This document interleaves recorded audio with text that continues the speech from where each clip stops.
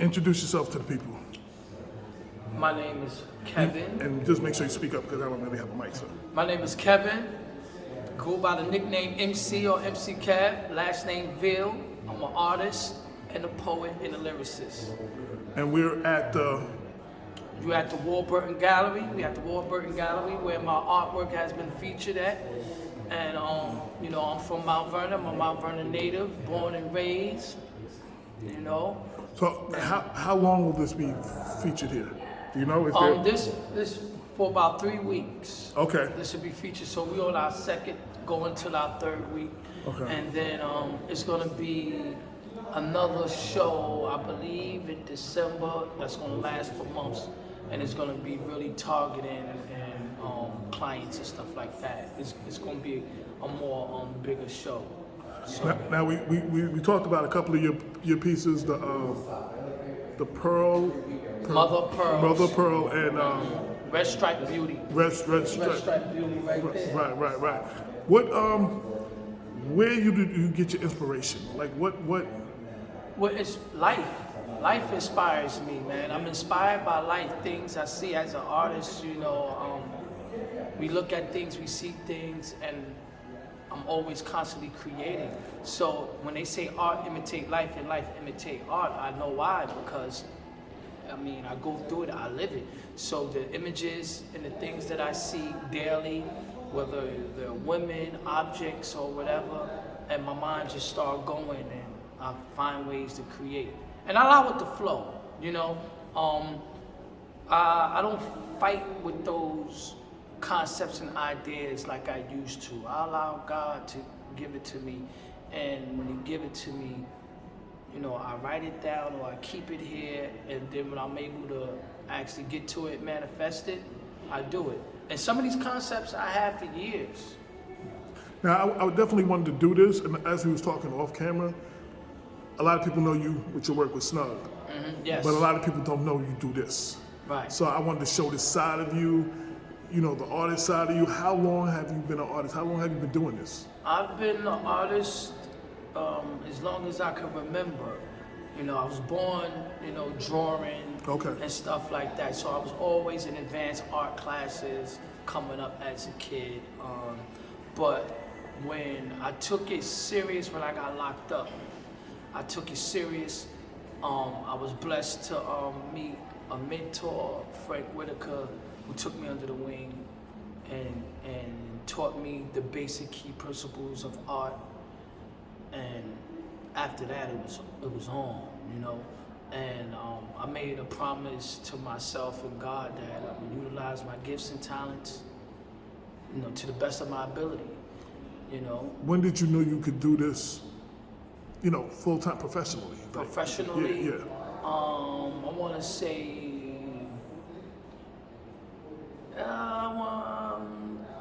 2000, like 2001 probably. I got the idea that I could do this professionally because people started asking to buy portraits from me. Can I draw their family, their loved ones? And I was doing it, and I started making money.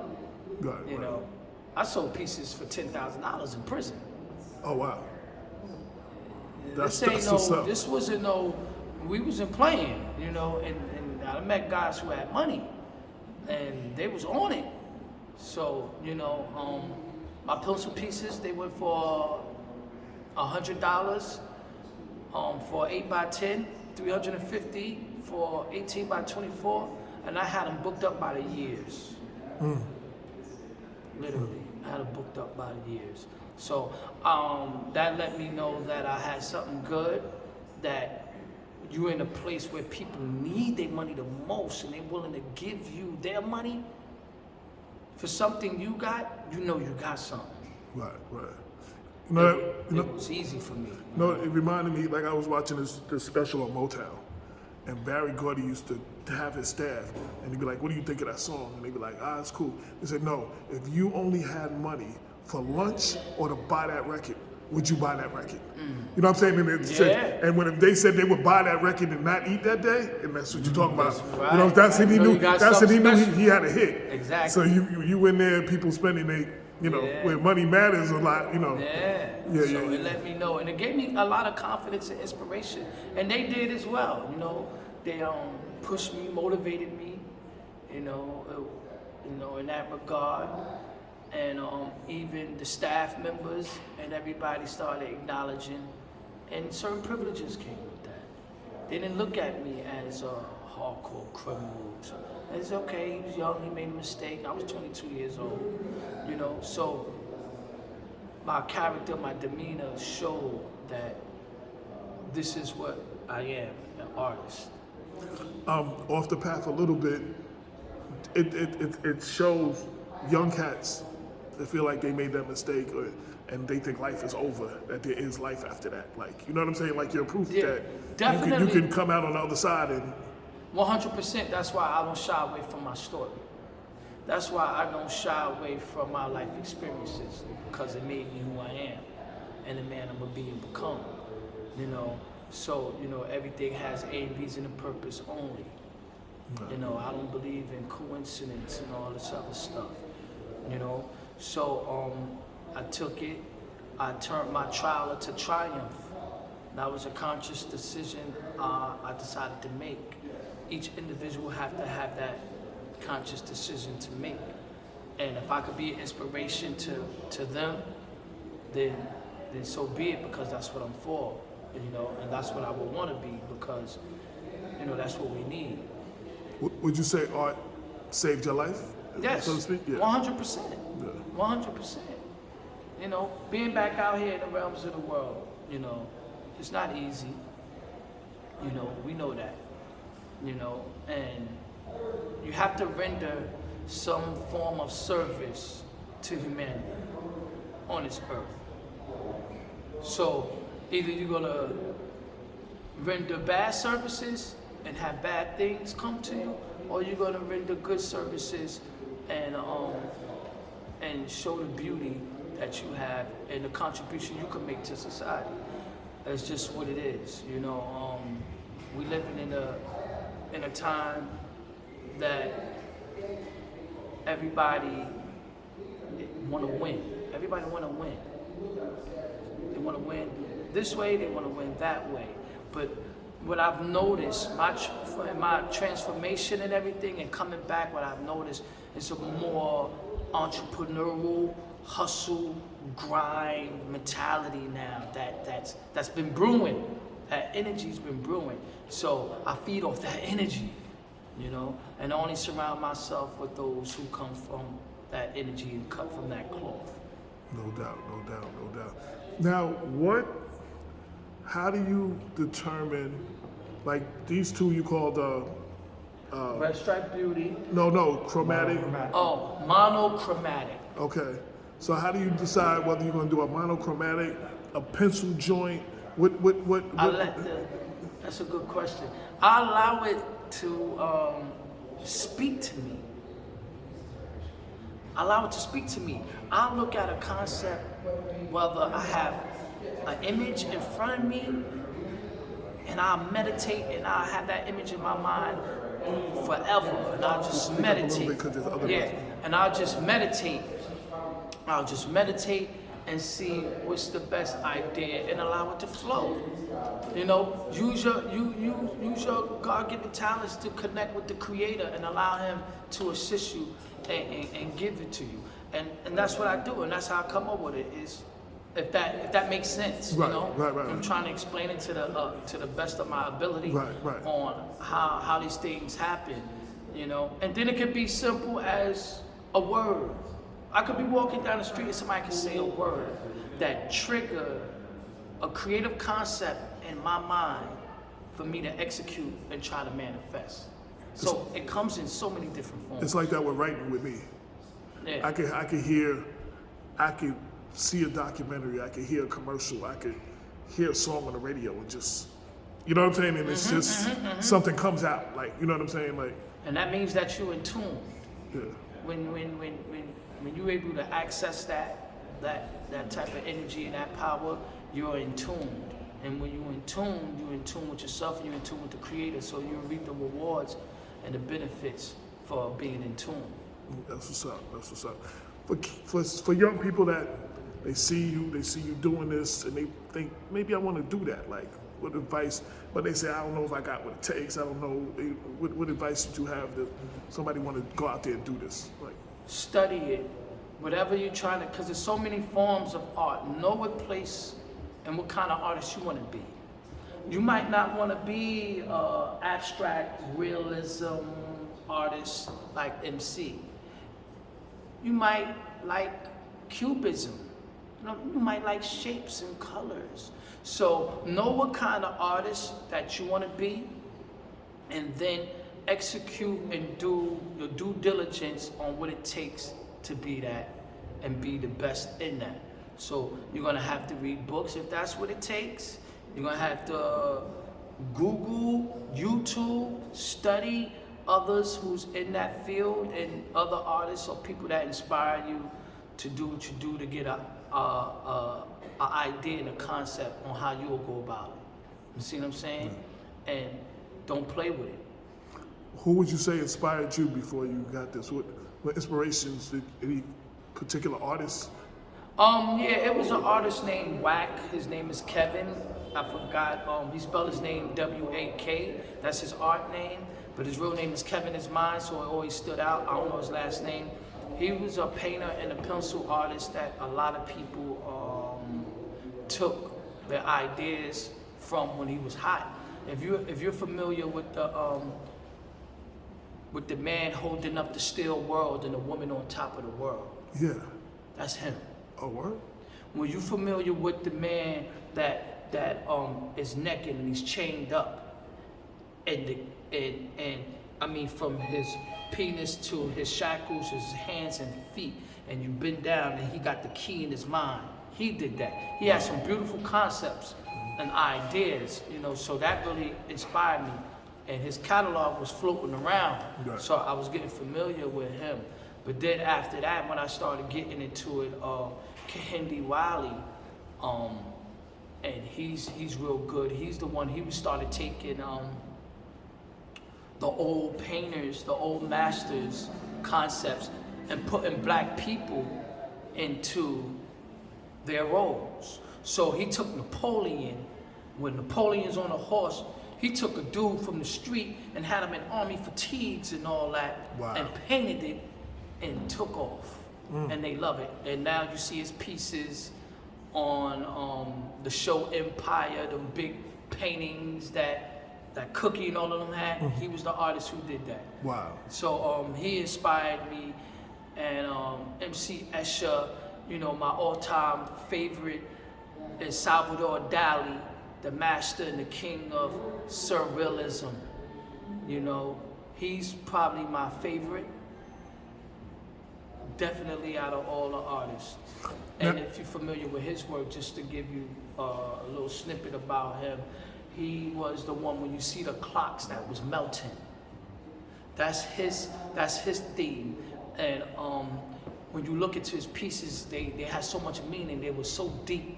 It wasn't what you seen, and it was totally different from everybody else. Now, I was about to ask you something. Oh, being a hip hop head, me. When I hear MC, you know what I'm saying? I'm expecting somebody to spit some rhymes. So, where'd the name? Okay, the MC originated from my rap days, my lyric days, which I still do. I'm still a writer. I am who I am. That's what I do. But it had broadened out to a whole new meaning. So it was master of ceremony that transformed the master of creativity, that transformed to more conscious. The man who's consistent. Move the crowd. That acronym, I'm kind of cheap right now because I got a whole song and a whole poem about what MC, what it stands for. So I could give you hundreds of MCs. Right. But for the most part, the man with charisma. I always love that too. Okay. So does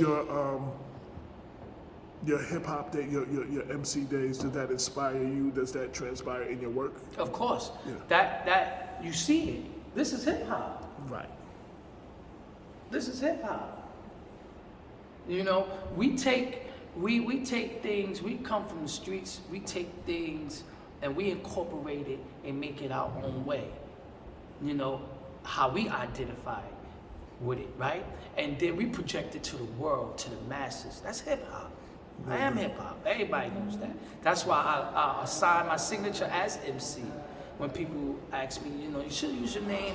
No, because this is who I am. I'm really MC. I have it tatted on me. Everybody calls me that. And I show in my work that I'm a master of creativity. I tell a lot of people, I'm from the sample era. Mm-hmm. So when we decided, we did the website, me and David Jones did the website. People said y'all should do a newspaper. I ain't know nothing about doing a newspaper. Mm-hmm. I grabbed everybody else's newspaper, took a little piece of that, and a little piece of that, and I sampled this and sampled that, and created Black Westchester. Right. Like, I mean, and it's like the different sections, but I flipped it and made it more urban. You know what I'm saying? And because, see, that's just you being creative and smart, because those was your blueprints. Everything, I tell people, everything is right here for you. If you don't know how to do something, 9 times out of 10, it's things and people who probably have done it, mm-hmm. or they might not do it your way. Right. But it's a starting point, and you could pinpoint and have an idea on what you want to do and how you're going to go about it, do it. So that was very genius of you to do that, because that's called modeling. Right. So, you know, when you model, you'll get close to those results, they say. Right. And statistically. I went back to all the historical Black newspapers. Statistically. Yeah. 100% modeling.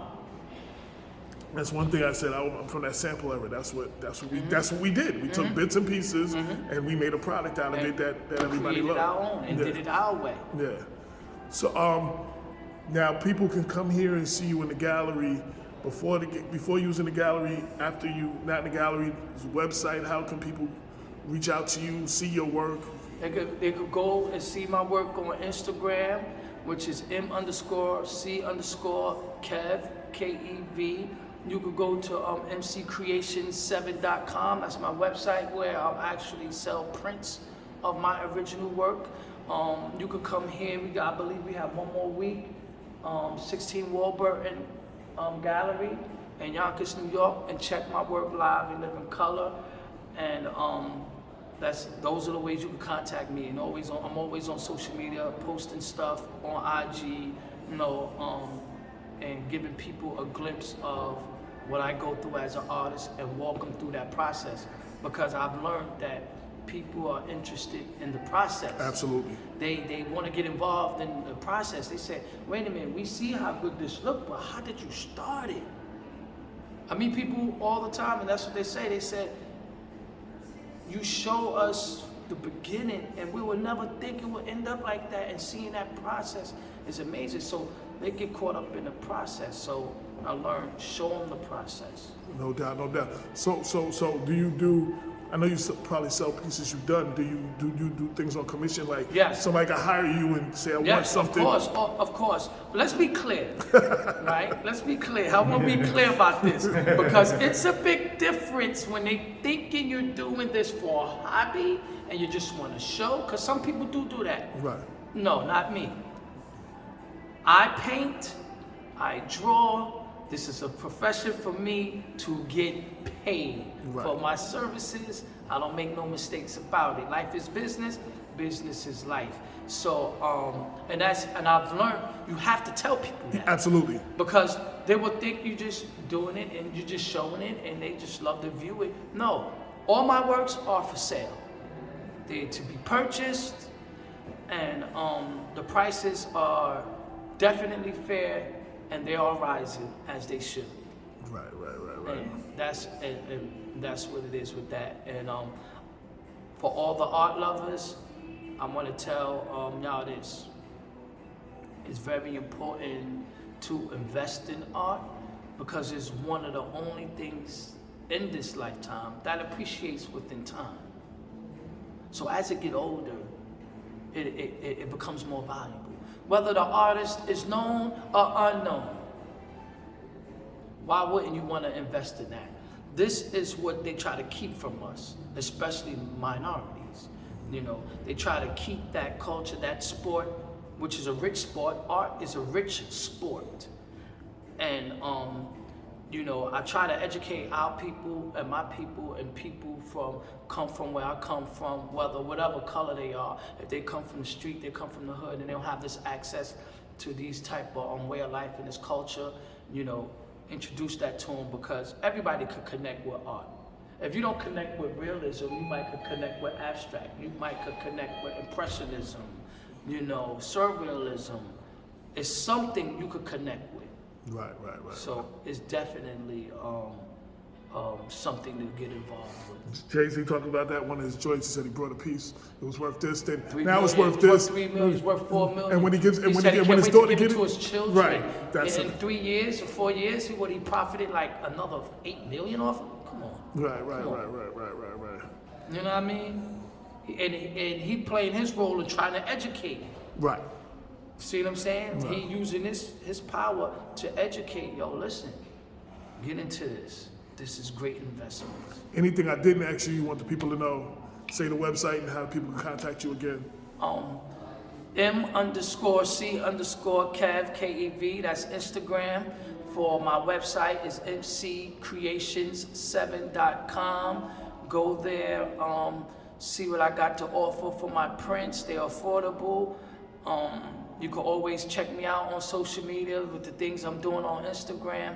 I would like to say thank you, AJ, thank you, Bob, for giving me the opportunity to tell my story and interview me with my art and get the light and get it out there. Thank you so much. I'm privileged and honored.